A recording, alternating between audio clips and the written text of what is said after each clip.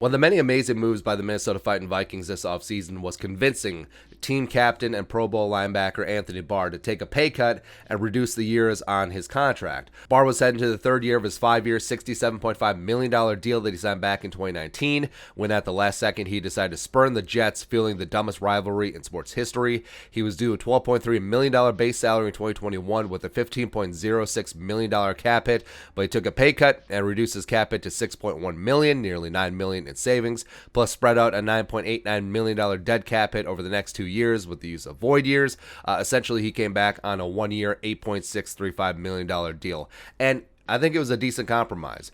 Barr stays in Minnesota in a defense that was tailor-made for him, or he would have gotten cut, probably would have gotten less in open free agency and had to start over somewhere else. Still, Pro Football Focus, who did a list of the best and the worst contracts for each team, still lists 55's deal as the worst on the Vikings. Here's what they wrote. Quote, yeah, another contract that has since been revised ahead of the 2021 season, with Barr now set to become a free agent after agreeing to a pay cut to stick around for one more year.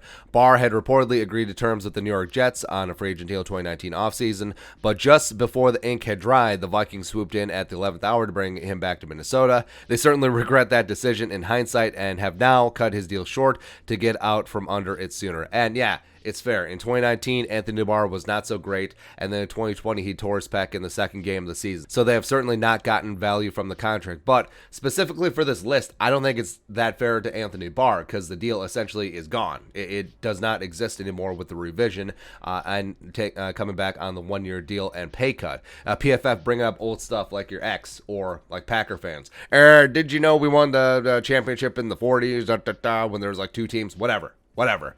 Plus, hello, we live in a universe where the Kirk Cousins contract exists. I mean, come on. And yes, at $33 million per year, he's only the 7th highest paid quarterback in the NFL by average. But what kicks the Vikings in the nuts is the $45 million cap hit in 2022. Kirk Cousins' contract is like, am I a joke to you, PFF? And it's so odd because PFF never pulls punches when they have a chance to swing at Kirk Cousins, so I don't get it here. Yeah. But whatever. List, yes, of course. And we've talked about, I love the Anthony Barr pay cut deal, where he's a net positive on the defense. He's a team captain, and Zimmer trusts him. He's an extension of Zim out there. Him and Kendricks do have some legit chemistry. Plus, you get a hungry Anthony Barr in the contract year. I'll take it. I'll take it with this completely rebuilt and revamped defense. Yes, go get some 55. But this list, yeah, feh.